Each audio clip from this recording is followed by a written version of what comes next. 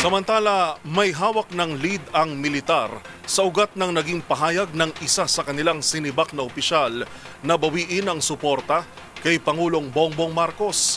Ang balitang yan tinutukan ni Edniel Parosa. May hawak ng impormasyon ng militar kung bakit nagawa ng isang Army Colonel ang magpahayag ng pagbawi ng suporta kay Pangulong Bongbong Marcos. Sa panayam ng DZRH, kinumpirma ni Philippine Army spokesperson Colonel Louis de Maala na nakakuha sila ng hindi pa tinukoy munang impormasyon sa gitna ng isinasagawang investigasyon kay Colonel Odi Mongao. Bagamat hindi na muna idinetalye kung may nang-udyok lamang ba sa opisyal, sinabi ni de Maala na nilabag pa rin ito ang panuntunan ng Armed Forces kaya haharap siya sa kaukulang kaso. We have information na rin kung bakit niya nagawa ito, but we cannot divulge pa naman.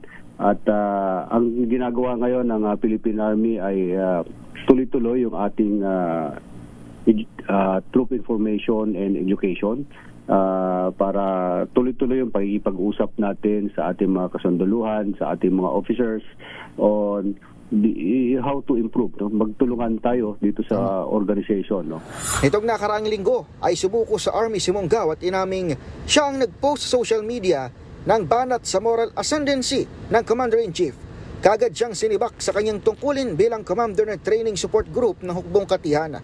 Tiniyak naman ni de Maala na walang nahimok na mga batang sundalo si Mongao. Hindi rin umano ito nangangahulugang may bitak na sa loob ng Philippine Army o ng Armed Forces of the Philippines. Para sa MBC TV Network News, ako si Edniel Parosa ng DZRH. Una sa Pilipinas, una sa Pilipino.